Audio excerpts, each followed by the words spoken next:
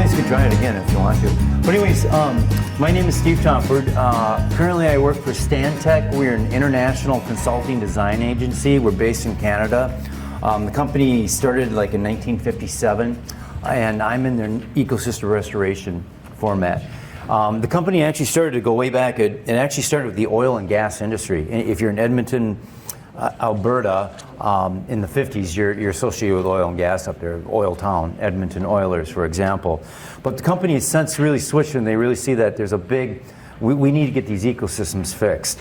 And I started restoration ecology in the 1930s. I mean 1930s. The phone call, everything's distracting me. 1990s. So I was a farm kid, and we farmed just east of here, west of here in Goodhue County. So about 20 miles west of Red Wing. So not too far away from here. If I just take 10, I can cross the bridge into Red Wing and then take County Road 7 and I come right to our farm. We run about 600-700 acres over there. We have about 120 acres in some type of farm program.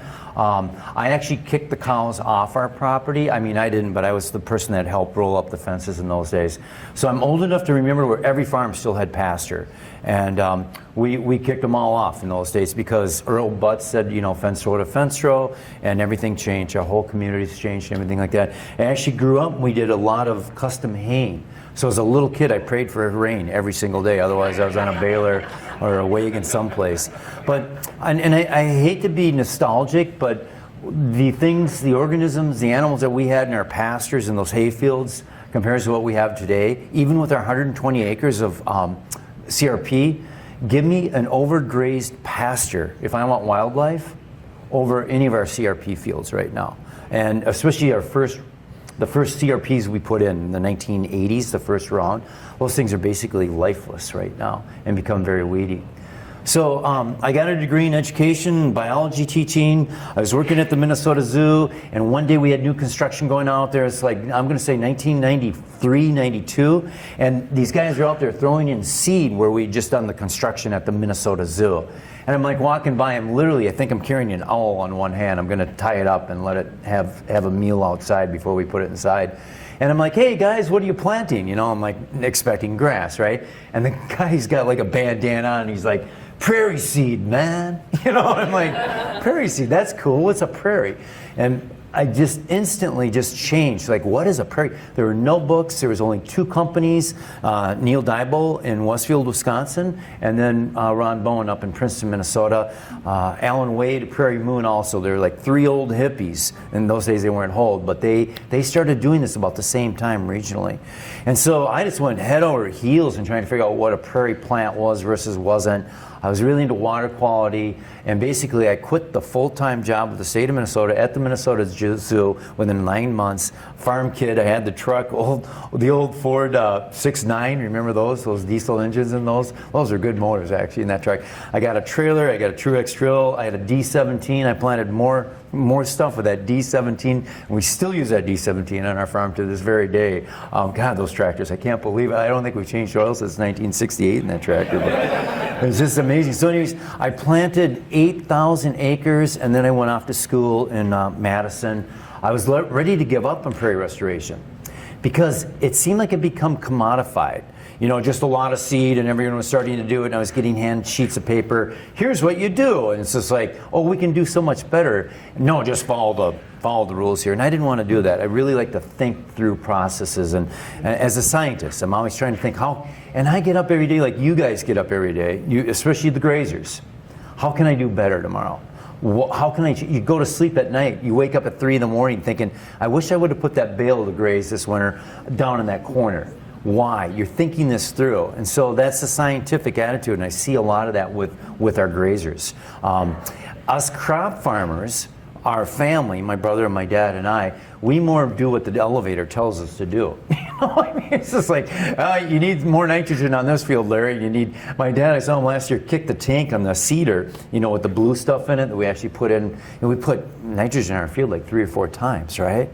And the last one, with the zinc in it, he kicks the bucket and he turns around and he goes, man, you think we need all this nitrogen in our field? Of course, I'm not going to tell my dad what I really think, you know, as the oldest son. But anyways, you know, we just you know, our farms, we just don't think about it. You guys still think about it. So I went to Madison. I was going to go to agricultural policy. I got involved in restoration again. I ran into some people down there that got me thinking differently. A wetland scientist down there, Quentin Carpenter.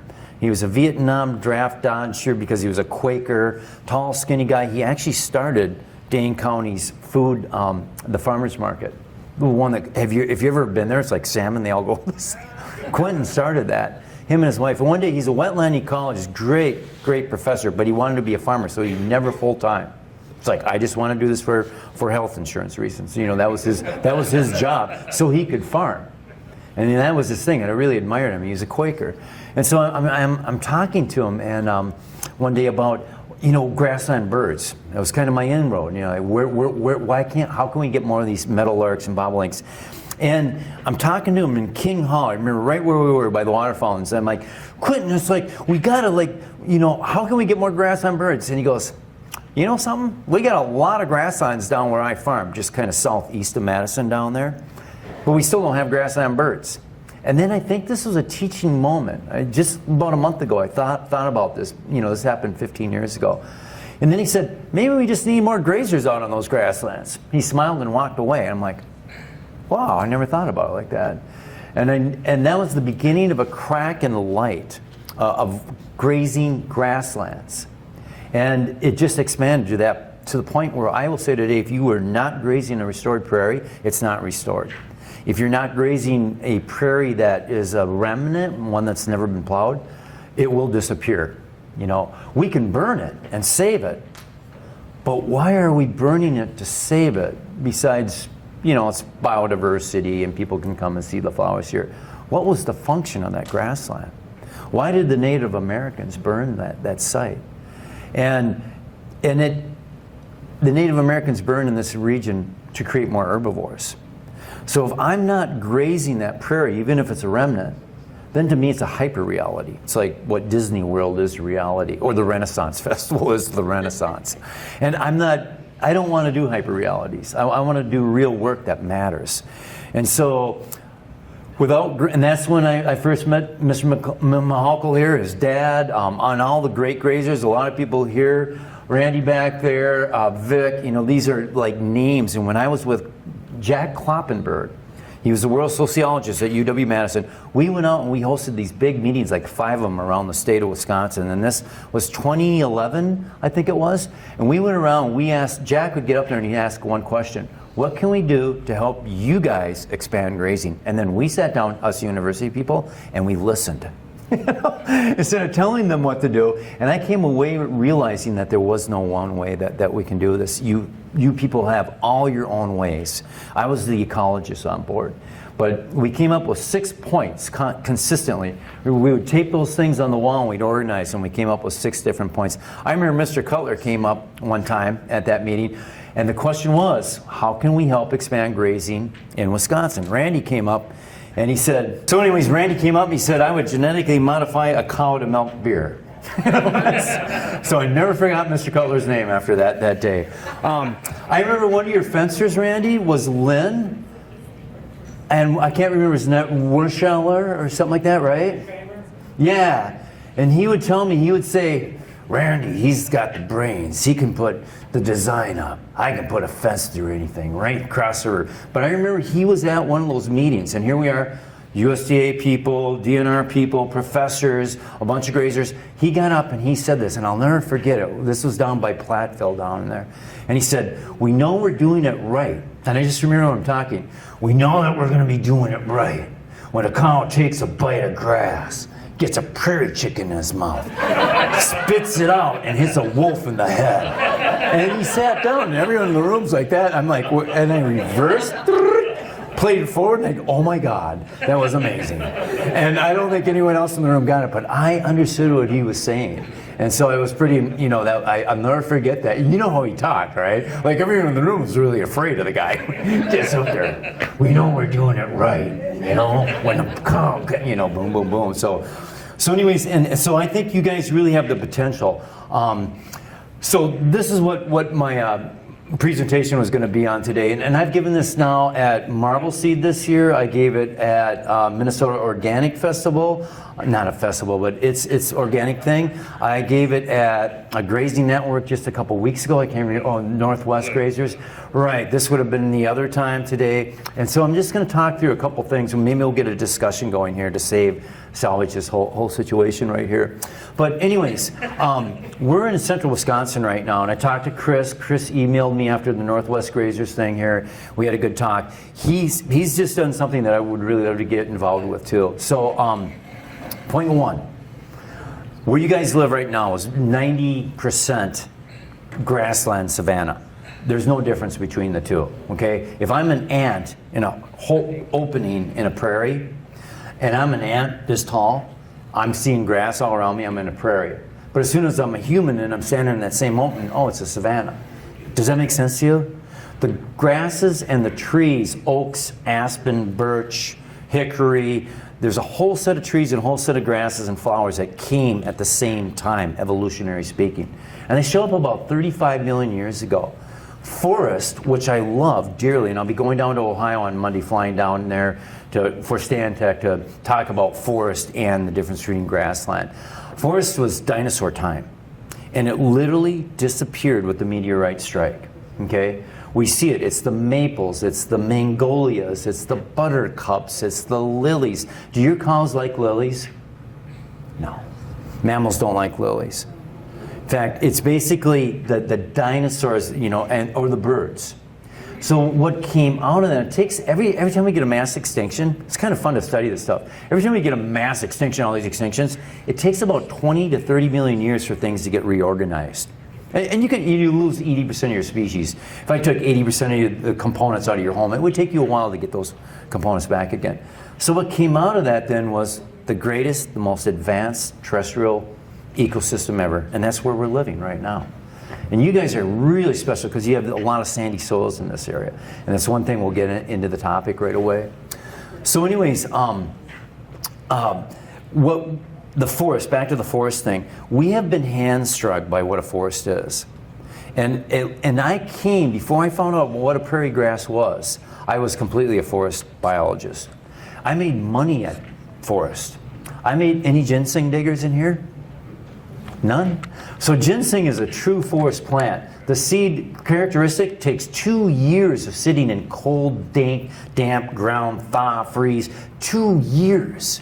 Nothing really eats it. We eat the root because it's medicinal. It's interesting because a lot of the Native American medicinal plants were these primitive forest plants. Ginger, hepatica, trillium. You know, those are the really interesting plants. And a lot of them were spread around by Native Americans too. We're starting to realize that. Oh, what's that pocket of all that forest vegetation over by those springs over there? It's been there for thousands of years maybe. The Native Americans, you know, the medicine people would put it there. So it's kind of an interesting way to look at it like that. But as a ginseng digger, I learned fast, if I'm going to make money, what a forest was and wasn't. And as a biologist, I learned really early, only 5% of our landscape in the driftless area where I would find forest is truly forest. All these trees, there's no forest. And you could walk for, 2-3 hours through trees, and all of a sudden, oh my gosh, you could see the structure coming up, and you could make the prediction, and suddenly you were into ginseng. I mean, it was that tight. And when I moved out of Winona, Minnesota, the driftless, and I came up into Minneapolis, I'm like, the Minnesota Zoo. 400 acres, most of it woodland, and we just had a small little zoo area, part of it. One night when they shut down, I went back in there, I put my camouflage on, ginseng diggers, and I'm walking around like, no ginseng. There was no other forest plants, maybe 1 or 2, but it wasn't forest. Over in Minnetonka, and then I realized this isn't forest, what is it? And it was a lot later in my life I realized that what we're seeing, all these trees, represents the loss of grazing animals and the loss of people manage the land with fire to make more grazing animals.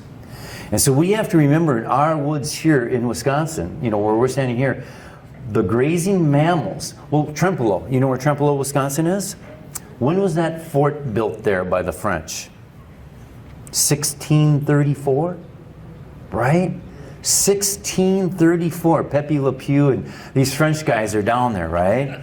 And they're trapping, they're not trapping, I'm sorry I said that. They're paying the Native Americans to bring in all these furs.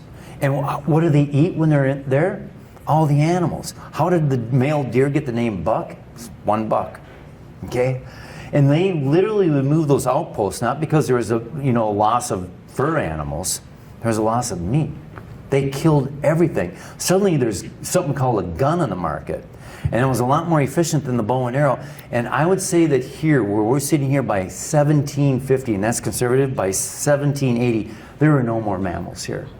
Anyone read the travels of Mr. Carver that came up here? He's the first American that actually came up here. It's still like 1774. He gets here. He's down there in the Platte River. The Travels of Jonathan Carver. I mean, it's a great book. He's this prim and proper guy. He's being funded by the English, even though the Americans, the revolution is going on. But he's down in Sauk City, Wisconsin. He talks about a village down there, maybe 1,100 people. And they're growing corn all on that bottom where the Sauk Center is. But Eau Claire was known for the buffalo herds. Just north of Eau Claire, all the way up towards Spooner, where Aldo Leopold talked about in 1889, they shipped 25,000 prairie chickens from the Spooner railroad station down to Chicago to the market. 25,000 prairie chickens in 1890s. Can you imagine the shotguns in those days versus today? That's a lot of prairie chickens. But that's where the buffalo. So anyways, the point is, we lost those animals. And guess what? Here I am, a human being living here for thousands of years, and we're managing the land with fire so we can actually make more, better pasture, native pasture. And all of a sudden there's no more animals. I'm starving, right? Where am I going to go? Reservation, right? It was a pristine wilderness. And we're starting to realize people did live here. And they did manage the land. And they managed it for more wildlife. So it's a really interesting event. So trees are good, fire's bad, right? Fire's bad. Anybody at a certain age in this room, that's what we grew up with. Fire's bad. And how has that myth changed? So the point is, a lot of times when I'm driving I'll drive all the way back to Duluth today. And a lot of the trees, I would say 80% of the trees we see were not here historically when the grazing animals and the burning was going on. It was much more savanna. I'm even looking at northern Minnesota where I live right now, trig. Write this down, trig maps. Trig, has anyone seen the trig maps? TRYGG, real estate office, Ely, Minnesota. Office is still there. You can talk to his daughter. Trig is hand drawing these maps based on what the original surveys are saying. Okay, an Indian camp was here, their maple syrup was here, and Alex Lundberg had actually plowed a field here. He's putting this on the map. You can get these 17 by 11 inches, $650. They're colored. I don't know how they can get so cheap. Beautiful maps. I've got the ones from the north where actually they're talking about the pine groves, not pine forest. They're looking at it and saying, there's a pine grove. Okay? And you can actually go, it's not all of northern Wisconsin. You can get these maps. It's not all, they're in groves. And the other areas are barrens or openings, jack pine openings. In 1988, we took all those names, groves, openings, barrens, and savannas, and we changed it to forest, forest, forest. Isn't that wild? That was one of the slides we're going to show you in the official publication. We have updated these old terms of groves, barrens, and openings to forest, forest, and forest. So again, we've been taught, and even us in our very first CRP fields, 1980s, trees are a bonus. You got, I'm talking box elder, right? Yeah. Great. Silver maple, ash trees. Trees are a bonus. And now, we're learning differently from that too. You can take some of those early fields right now and they do look like a forest. So I can see where that comes from. But the soils are completely bare. All that grass that was planted, I'd rather have Kentucky bluegrass there than bare soils. So these soils are totally bare, they're eroding, the creeks are digging in deeper, there's no more wildlife habitat, the pheasant populations on our farm have just declined. And now we're pulling trees out like crazy on that land. So that myth of forest has really sprung you guys to put your animals, get them deeper and deeper into, smaller and smaller areas. So there's quite a bit of potential like Chris just did right now. Would I ever advocate doing forest? No. Forest is very beautiful, very primitive. I have some maps up here that I was going to show of like a whole new way of looking at what forest is. Here's the way I see forest now. Forests exist in true forest, exist in shreds, broken like a porcelain glass. Bam! A glass of chinaware, let's say, and I smash it with a giant rock a mile wide coming in from space. Okay? And all those shreds are all over the planet. And then after, you know, the survivors are barely making it along, anything that depended on a dinosaur for seed dispersal went extinct. The bird dinosaur thing stayed around. Cherry trees, for example, are a good example of that. Other things too. But as the grazing animals and fires came, those shreds got smaller and smaller and smaller. And now true forest exists in what I would call a grazed shadow. Too steep, too wet, too cold to graze. Any northeast aspect on your farm, any steep northeast that's where the ginseng diggers always go. The old timers, I'll see up there, I won't say nothing, but that's where I would look. You know, they'd be driving me around in the wintertime to show me the forest structure. Guys in their 80s, best forest ecology class I ever had was these guys telling me, that's forest. Those trees over there, nah, yeah, that's just trees. That's where you want to go for these rare plants. And those shrubs then could not be grazed because it's, and then they don't like to eat those plants. Okay, it's like, oh, it's lilies and ginger and I want grass. You know, give me grass. Let's walk back out here. So they're not even going to go way up there on the steep area. And you know what? Those grazed shadows are the same places fire don't go. It's a very great so I'd never put cattle into something like that. You know, I would not want to ruin that. And there's nothing there for them to eat anyways. So that brings you back to all the other trees in our area right here in the oaks. And that's the potential that we have. So what if we could come up with a program, and this is what I'd really like to share with Chris, Mary, Kevin, we've already talked about it, the whole group in here, some big, large NRCS grants. We're even working on one Department of Energy right now for more up in northwest Wisconsin that I think I could actually use grazing to help keep it open. But here's what the grant would cover. And I think right now we're looking at a period of time and a lot of changes are coming. Build Back Better is here. I'm talking the whole infrastructure because being a farmer, being an ecologist, I understand this. If we do come up with a program, here's the way I see it.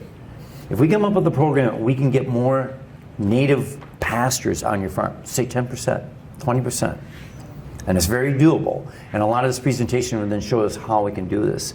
But if we could do 10, 20%, here's what I want. I want to make sure that we have a market for those animals to go. Oh my gosh, it's there. Hey everybody, thanks for coming today. Yep. See you later. It was nice talking. This is your, thanks a lot. I'll flash forward to some about where we're at right now then, okay? Lights. Okay, God, everything around here. Anyways, I'm just going to flash forward to a lot. These are all, at Madison, I did have a chance to meet some pretty amazing, Madison, Wisconsin's got a great school system. Their colleges are superior. I really enjoyed, I was just so fortunate to attend UW system. Madison was amazing. I came in as a probation student, okay? My whole life I've been on probation, so it didn't matter. I know how to cut it, and I got through it. But some of the guys, a lot of my talk, a lot of my thinking comes from these guys here, the Odoms. They invented kind of ecology. I just want to they're both dead. Textbook up there, first one in college textbook, Odom 1953, the last one 2007 by Howard Odom. I think Howard isn't even from Earth. I think they locked him in a closet and let him out every now and then. Super high-powered mathematical guy. I can't get past long subtraction, so I'm not a math guy. But I trust that these people know what they're talking about. And then C.S. Hawley, who is finally starting to be recognized. He died in 2019. He came up with a concept called resilience. I think I hear it used all the time, used wrong all the time. But Hawley is an amazing guy too, just what he's done. This is what he said. I love this concept right here. He said that the clients that we see outside the door here in lands that we call natural are loss of a keystone species, grazers, people burning to manage for grazing, and social myths. See those trees over there? It's a forest. Fire is bad. Too many deer. Myths go on and on and on. So anyways, just kind of, I love Hawley. That's Pleasant Valley. That's right outside of Madison, Black River, over in that area right there. But anyways, this is just, this is the Carboniferous. That's the dinosaur period. There's the meteorite strike. That's a horse walking on 5 toes, Eohippus. There's great papers written on this where, we're literally letting the teeth of the mammals tell us when the grasses came on. It's an awesome paper. It's really super fun to read these papers. I can share a bibliography with Mary too for this group if you ever want to see some of the stuff. And there it is. There we are today. That's the Eau Claire River Valley right there. I'm standing, the Chippewa River right there. I'm looking across at there's the Chippewa River right down there. I actually went with guys at school at UW-Madison, would study those polygon. You can still see them when you fly an airplane over, and you can look down, you can see those patterns. You can still see those glacial patterns down there. Pretty fascinating.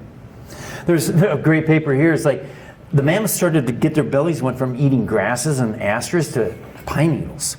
And they figured that we had started to kill them so much that the trees started growing instead of the grasses. And now they were so stressed they were eating really low quality pine needles. Can you imagine eating pine needles versus grass? It's a completely different organism. The point is, like, the forest would be like the Model A, and the savanna prairies that we're talking about are more modern car like that. What's really interesting is we see that everything becomes more edible over time. Get that. The plants of the Carboniferous and the dinosaur time are not very edible. Ginkgo berries that smell like dog poop, okay? Yuck. Pine cones, you know what I mean? Versus asters and legumes and oak trees. At the same time, grazing, man, what is going on there? Well, the Odoms would say it was because Earth is evolving to regulate its nutrients. And the best way you can do that is feed stuff and always keep those nutrients going back. Even in a dung pile is into an insect, and then it's into a caterpillar, and then it's into a mouse, and then it's into a hawk. They never go free. Elda Leopold, the classic writing, Odyssey. I just gave it to a friend from Xerxes Society. She read the first page, and she was just like, oh my God, I need the book. I just bought her a book. It was her birthday. So anyways, I think it's 3 pages long. Leopold's got it. Great Wisconsin guy. Nutrient regulation increases with the planet Earth. We'll just fly through these. That's carbon dioxide in the atmosphere. Grazers, grasslands. And when I say grasslands, I mean savanna. When I say savanna, I mean grassland. They're the same thing. There's where the carbon goes. It's not accidental. And that's Mother Earth, Gaia.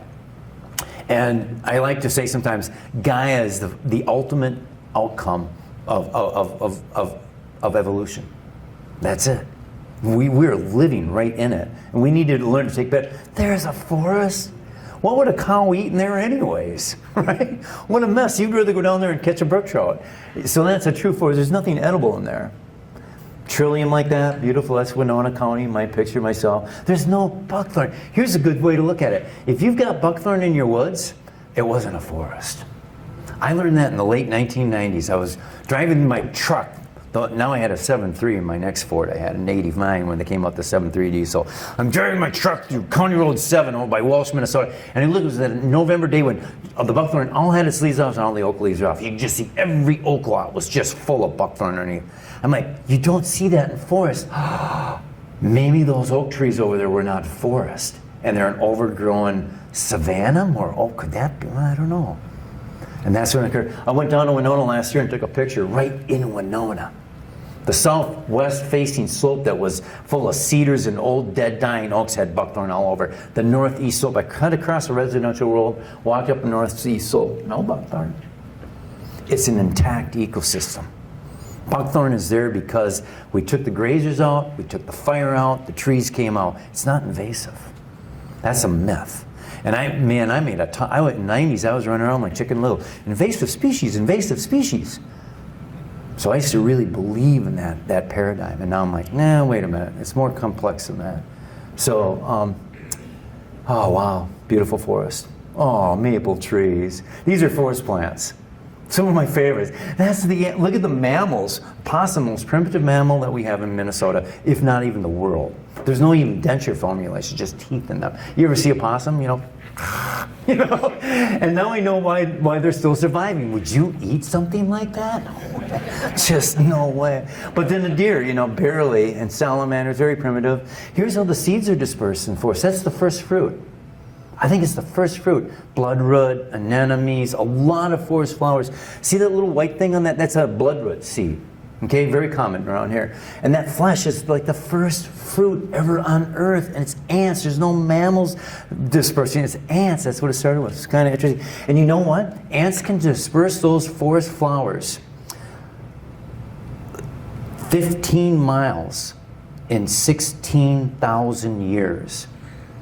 So when I'm in Ely, Minnesota, I'm finding these forest plants around a lake shore where there's wild rice. I'm pretty sure that ants did not bring it to Ely, Minnesota. Pretty sure humans put it there. So it's a whole new way to, and now I've heard some Native Americans saying the same thing. So here's where we are right here. That's the driftless area. From my ginseng digging days, those little triangles on there would represent what remains of true forest. The rest was grazed and burned into pastures and pastures and savannas. So we'll just fly across that. So here's Savannah, Wisconsin, over by Fitchburg. I'm not going to go through that. This is a map that was made from the 1850s, Washington County, right across the border of Minnesota. The brown stuff is called oak barrens. The green stuff is called oak openings. It's savanna. It's an oak savanna in this case. There's many different types of savannas. That's the Minnesota map. It was once titled The Original Vegetation of Minnesota, and it was from the 1858 to 1909 data. Can you imagine that name, the original? It's like, what do you mean by it? You know, it's just like the animals have been killed, the fire had been taken away. Here's that map I was talking about, 1974 version. Those red arrows are pointing to oak and aspen, groves, openings, barrens, and then the 1988 upgrade is all forest. So it's funny how the labels have actually evolved, you know, depending on what we want. So you see this? That should make you cry. There is a tree that knew bison and elk laying underneath it. That's a tree that had Native Americans lay underneath it and take a nap, something we don't do enough anymore, right? Take a nap in the shade of an oak tree on a hot summer day. Look at that tree, and how old is that? 3, 4, 5. We cut one down up at Sherburne. Oh no, we didn't cut it down. We took an increment core, 18 inches across. And we quit counting underneath the microscope at 500 years, 18 inches across. But that's not how old it was, because they can survive as a little stub, and it gets eaten up by an elk, and here comes buffalo, here comes a fire. Hundreds of years. The pioneers would be plowing, and they'd see an oak grub coming up. A grub, to dig, is a German word. My size of my thumb, and the ox would stop, and the guy would be like, my God! And they'd dig around, and the root would be the size of a basketball going down. It's like, how old is that tree? We don't know. So it's ageless, I guess. I'm not going to stay there. We'll just keep going because I want to get fast. When I look, here's an oak woods. This is called an oak forest. It's considered this is a native, you know, this is a true native plant community. No, it's not. It's the end of what we would call an oak savanna. Okay, because just like Chris was saying, Chris, how much regeneration you think's going on? And that's how many baby oaks are being born in that? 0. In fact, the youngest oak's maybe 70 years old. No births. If we were a human population and we had no babies in 70 years, we'd be in trouble. In fact, we'd be extinct, right? And so you're looking at the same thing here. It's not an oak forest because oaks aren't regenerating, but we call it that. Ooh, pole trunk. Those are all red oaks there. You know, straight up. That's a sign saying, okay, something's really wrong here. On the right is a silver maple, 2 months old. And on the left, or in the same pot, is a bur oak, 2 years old. By accident, that's in my backyard. And the silver maple put them in there. I came out one day and be like, that's a good picture. You know, so you can see it can happen really fast. Look at that oak tree there. Oh. And so literally I took the animals out of this, and then we kept burning it. 10 years later, 10 years after that, 10 years after that. Nothing edible there. This is in the National Wildlife Refuge in Bloomington, Minnesota. There are not mice that live, native mice, like the deer mouse or the white-footed mouse. There are no rabbits in there. My lawn in Bloomington had more wildlife. I had rabbits, I had mice, I had coyotes, I had fox, I had deer in my lawn. And I loved them. They were keeping my oak trees trimmed down until one year the oak said, it's like, bye, deer, you can't get me anymore. My flowers would get picked off. They'd eat the buds. And any gardeners in here, when I eat the bud, now I got 2. So the grazing was actually making more flowers. Isn't that amazing? The plum trees, the roses, the whole family. Ooh, yuck. So here it is just in a model. These are models. I do a lot of modeling like this. Look at the carbon's going into the ground here, and the nitrogen's going on the atmosphere. 80% of your lungs is full of nitrogen gas right now. Very stable molecule. Well, let's get rid of the mammals. Ooh, now the nitrogen's going into the soil and the carbon's going up into the atmosphere. And that's a sign of what we call a catastrophic regime shift. The nutrient cycles completely flip and they reinforce the new state. So we're not talking about just weeds, we're talking about Humpty Dumpty. We're talking about an irreversible process. We don't know how to fix like a lake when it goes pea soup green. The same place right there. The oak trees have now all fallen down. Now there's nothing in there edible to graze. It's upside down, it's irreversible. Put the grazers in there and fix it. It's like, we're gonna starve to death, man. On winter like this, they would be all gone, there's nothing to eat. So that's where we're at with a lot of what we call forest here. And I won't get into this, but see, that's a clear water state. On the left-hand side, I get my left and right all mixed up, and that's the turbid. It's the same concept. That's what we call catastrophic regime shift, state transition. Powerful, powerful model in restoration ecology. Just look, here's a PhD, at least a master's degree. Just name all the towns in the region that have got some type of grove on it. Union Grove, Gaze Mill, not Gaze Mill, but Oak Grove, you know, all these different names like that. It'd be really cool. I just started the names of the towns in Minnesota. I could think of Cottage Grove, Maple Grove. You could go on and on and on. You can get this information really easy on the internet. Bellman Nature Conservancy, right across the St. Croix River in Minnesota and Washington County. They graze buffalo there. Anoka Sand Plains, very much what you are. California. Dehesha, Spain. I'm sure some of you know about the Dehesha, their food. Randy's nodding his head. Aspen Parklands. Aspens are amazing trees. Kill them all, they're weedy. In fact, one thing I was just talking about, why I have to go out to Ohio next week. I used to think the same thing. Oh, this is Central Sands of Wisconsin right there. That's a pine savanna right there. That's ponderosa pine out west. That's blue oak in Oregon, Tillamook. We know that dairy, right? The Tillamook dairy. Has anyone been out to Tillamook and seen the dairy plant and stuff? Wow, that's a cool place, isn't it? And I noticed they got about like, every pasture I see is maybe like 100 Holstein, but they always have like 7, not brown Swiss, but the Jerseys in there. That must be the milk fat they're looking for their product, but they always have a few of those. It's kind of interesting to go out there. Arizona, Texas. The arrows are pointing at people sitting in there. Appalachian Balds, New Jersey Pinelands, tundra, grasses, sedges, small dwarf trees, grazing caribou. Doggone it if that's not a savanna and a prairie. We call it tundra. See what the power of names are remarkable like that. Sweden, Portugal, South America. So the green is tropical rainforest. All the other colors are grasslands and savanna. South America is one big giant grassland with a few forests. China, Mongolia, I want to go there. Biggest trout in the world. The taimen, they get like 100 pounds. Can you imagine on a fly rod, 100-pound trout? Anyway, someday I'll get with it. And of course, we know this, South Africa. Here's our classic line. The yellow there is what we consider savanna. It was a transition between the forest and the grasslands. Okay, that's one way to look at it, 1939. The orange there and the green are different types of savanna now. So I'm saying that's all savanna. In fact, pretty soon we'll see the whole planet Earth, you know, in that pockets of forest inside. I'd rather see the forest as being pockets of it in a grassland savanna matrix. Now the Southern Grasslands Initiative, I should have that map up there. They're down in Florida and they're just showing the whole coast all the way up through there. It's just really grasslands. You know where they're saying the highest biodiversity in that whole southern area, east and south of the Appalachians, where they put power line right-of-ways through the hills because they cut the trees. Massive biodiversity there. They're getting people with their PhDs coming out with that. So to the east of that line was all forest, and the west was grasslands, and basically we can look at the earth moving, evolving into that direction there. Beautiful pasture. You got open green grass and you got shade, right? That's what we want, and that's what we're looking for. That's UW-Madison. They would not let us cut any of those trees around that oak there because we put a label on it in 2002 that said this was a southern, we're going to manage this as a southern forest. But that oak, hey, see what it says? Southern forest.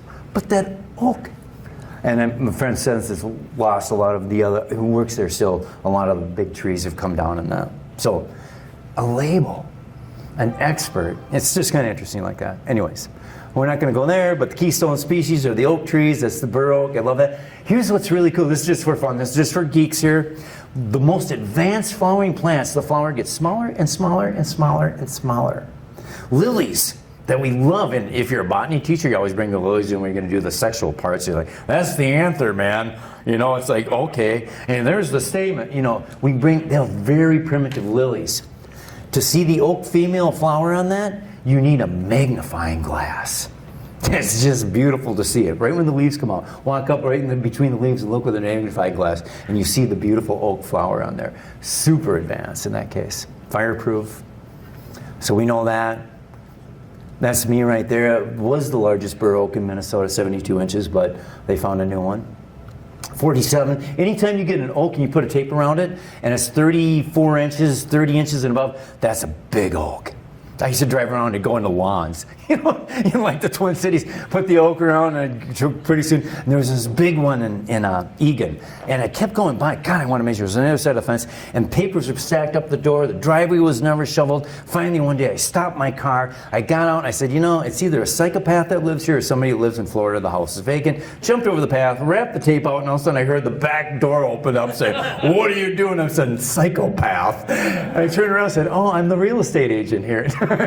She just looked at me like this, but anyways, yeah, I used to do that, quit that. And there's a big difference, guys, too, everybody in the room, between the red oak and the white oak. They're finally going to change the genus of it. They're going to put them in different genuses. And I'm thankful. I've been waiting out for a long time. White pine, too. They're going to move the white pine, and the 5-needle pines will be in a different genus of species than the 2-needle pines. It's kind of cool like that. Red oak, white oak. Red oak, if you have a white oak and a red oak there, and they're competing, take the red oak. It's worthless for wood. It only lives to be 80 years old. It's susceptible to disease. The acorns can sometimes feed dinosaurs, avian dinosaurs, birds, but not mammals. You want to save the white oaks at all times. Bur oak, swamp oak. That's an amazing tree. Oldest organism maybe on the earth. They have some of these out in Montana. They think are maybe 70,000 years old. If you do not cut this tree, if you do not burn this tree, if you do not graze this tree, it'll die of old age at 80. But if you graze it down and you burn it down, it'll live forever. And so it's just one organism. It's one organism, the largest organism on the planet. So we'll move on to where I want the program. All this stuff you can have in your pastures. You could have all this in your pastures. Cherry trees, plum trees, all edible for us. So let's move on. We'll go by this. We've talked about these many times, every place I go. Let's go into restoration, how we can do this quick, and how this can fit into the program. I always think of restoration as a 3-legged stool. That's an Aldo Leopold quote. And most people I know when I give this brief, what did we use the 3-legged stool for?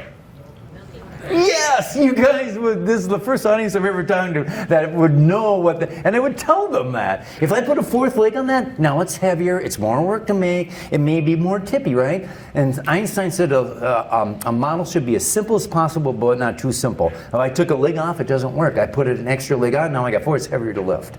Doesn't make it better. I put 5, 6 legs on it. It doesn't make it better. That's as good as the models are going to get. So So number 1, we need to remove the bad stuff. Number 2, we need to release the good stuff. Planting. Number 3, and this is what we do not do. We need to restore the processes that maintain it. C.S. Hawley, loss of keystone process, social myth. We need mine restoration. I'm not even interested about spraying and getting rid of the bad stuff. I think this. I can actually, if I hate it and I graze it and I burned it, I don't even have to get rid of the bad stuff. If the seed banks are still there, I don't even have to plant it. The process alone will bring it back. But I will still do all the seed, the site prep, and then I'll do all the seeding 2 or 3 times. I'm very big at seeding several times. I have seed in my car right now. But if I don't restore the process, I don't want to get near it. It's something I don't even want to do. It's like, how are we going to do it in the long? And that's where you guys can do this. Okay. So there's 2 constraints that are going to beat us up right away. 1, too much nitrogen. We'll get into that. But first, this is what is really pertinent, and we can even stop it at the end of the first part of it here. Too much shade. Grasses hate shade. Take a piece of cardboard and put a rock on it and put it out in your lawn, and how long does it take to kill the Kentucky bluegrass fescue underneath it? 2 weeks? It's dead. In fact, I've done experiments in my lawn where I don't mow the lawn and the grass shades the grass out. And the silver maples, in my case, within a year, there was no grass. One summer, I killed the grass by letting the trees come up. It's a forest, you know. So too much shade. Here we go. Chris, you just did this. So once again, do not, you know, I do not recommend doing this in the forest, but most, like I said, 90% of what we call forest never was, never will be a forest, and never should be a forest. Unless we all want to drive. If we went out in the parking lot right now and somebody took all of our cars out and they replaced them with Model Ts, cool, man, I get to, well, wait a minute, you know, it's like, where'd my car go? You know, there's no heater in this, there's no radio in this, there's no backup light in it. So we probably couldn't even get out of the parking lot with that. So here's some projects I've worked on, my design. This is less than a year. We're looking at 6 months after we did the work. With a feller buncher, just like Chris, we'll get to the machines really quickly. Every red slash there is what another tree I would have taken. But in this case, it's in a city park, 200 acres. It could be grazed, Burnsville, Minnesota. He's actually finally thinking about it. He's worried that the people are going to react poorly if we took out all the trees. Those are hackberry. I hate that tree. Ash trees. Hackberry, we don't even know if it's native to North America. It could be the European one. It shows up in the literature finally in the 1890s. First time it's ever mentioned. You know, no old hickory, no oak, strong as an oak. There's no old hackberry. Hackberryville, you don't hear that stuff. But anyway, it's just kind of an interesting way.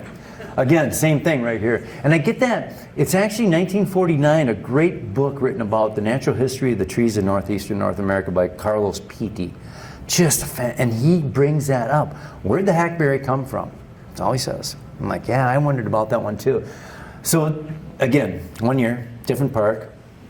The machines we use, Chris, was it a John Deere you were using? No, this was on a Tiger Cat? Yep. Excavator style. Okay, got it. With the tracks on it, right? Yep, with the tracks on it. We use the wheelers because we're working steep stuff. We get less. We put chains on. We don't do it in the summertime. We do all of ours in the wintertime. So we have. This is actually a job I'm working on right here. Bam, one tree, and he can do 2 acres a day. $1,700. Yes. If we clearly define the objectives, those trees are weeds. Yes, 100%. In fact, they're actually increasing the amount of nitrogen, increasing the weedy state. They're reinforcing the weedy state. The oaks will all disappear. Yep, exactly, Len. You got it. Yep, they're bad weeds. Even though they're... So this is a park, Whitetail Woods it's actually called. There were too many deer, so they got rid of the deer. But the point that Kevin and both Len are making, to me, I've reached a point, somebody said one day, it's like, how do you know you're successful in one of your projects? And I thought about it for a second, and I thought, it was a volunteer event, and I thought, when I see a family laying underneath or sitting on a blanket underneath that tree having a picnic. But even further than that, in this case, a certain select group of people can come out to this park and, oh, look at the beautiful savanna restoration. But if we do food there, if we do grazing there to hold that beautiful savanna, now we've got jobs, now we've got food, leather and wool and food. That's real restoration. Now we're restoring our communities. And even that one where the people are laying on the blanket underneath the tree, it's still community. I'm still focused on the human communities at the outcome of this. Fresh water. Water quality drove this to me when I saw that the wealthy people in southwest Minnesota that were destroying the lakes with the big large-scale agriculture, they were flying to Canada to go fishing. The people working in their plants and working in their factories and gutting out their turkeys had to go to the lake down the road, and you couldn't go swimming anymore, and there were no fish. That to me was a social justice issue. So restoration is a huge social justice issue here. What's that? Yes, I'll get to that right here in just 1 second. We'll fly into that and why it's super important to remove the brush. That's my dog. She's in the truck right now. She loves donuts. So the guy that runs the machine will always bring her donuts. So she hangs out there. And these are the 3 machines. This guy here from Ely, Minnesota, he doesn't even know a semi. He just gets people to truck it for him, and he's just a one-man show, about $1,700 an acre. That's before, and again after. We've seen this. So anyway, so we'll just ship into the brush piles. This is Wisconsin right here, and they actually will do, some people want this done and they want to do it. We actually have a list here, Lynn. I've come up with a list of trees and I score them so you can actually score them so you can justify. That's a 10, that's a 6. Take the 6 trees and you can actually come up with your parameters, and it makes real sense. Brush, the junk. See all the stuff laying on the ground? As it decomposes, it's sending more nitrogen into the soil. The more nitrogen is driving the weeds like crazy. And so we tried the best, most successful projects are the ones that we come in afterwards and clean everything up. My employees hate it. Oh, I'm picking up sticks again today. It's like, yeah, it's a lot better than a lot of other things you could be doing in life. Now get your butt out there and pick up some sticks. And we're burning piles. Kids these days, you know, they don't want to go outside and work, you know. And there's a classic brush pile right there. I mean, that's a really small one. But we do the cutting first, and that machine, he's cutting buckthorn up to 3 inches, and he burns everything right on site.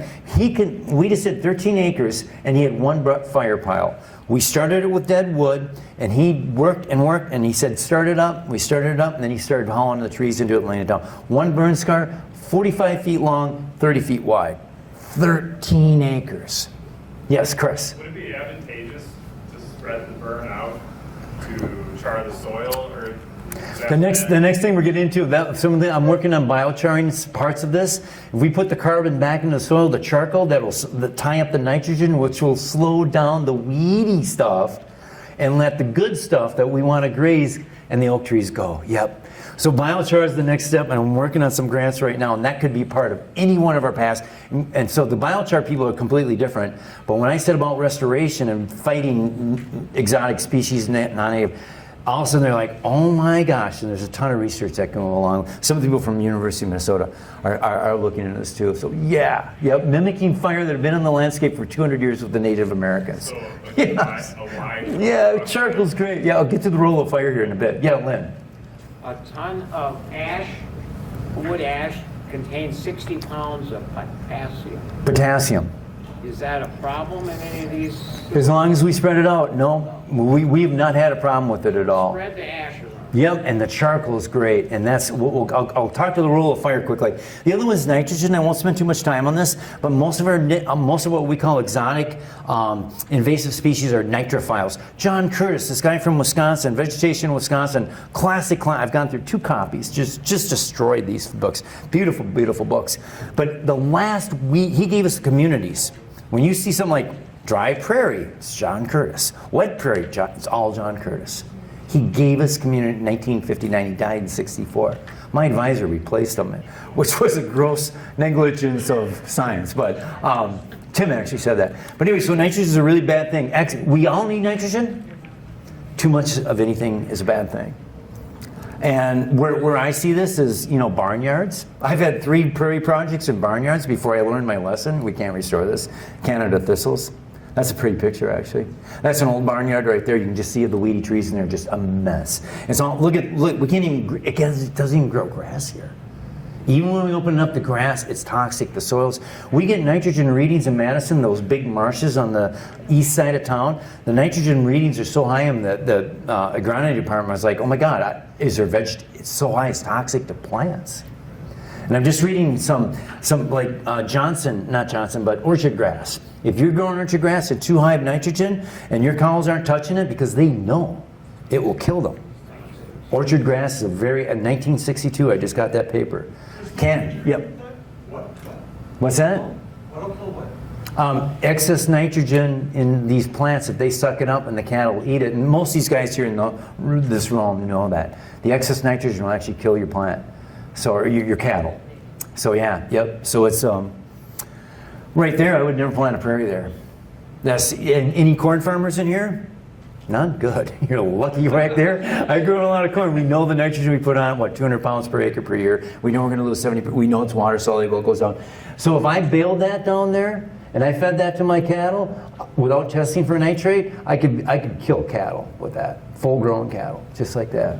So we know that. What to do with it? Plant the right stuff. I got Kentucky bluegrass, brome, it's edible. Hayne, here's a prairie I'm haying. 80 acres, Washington County.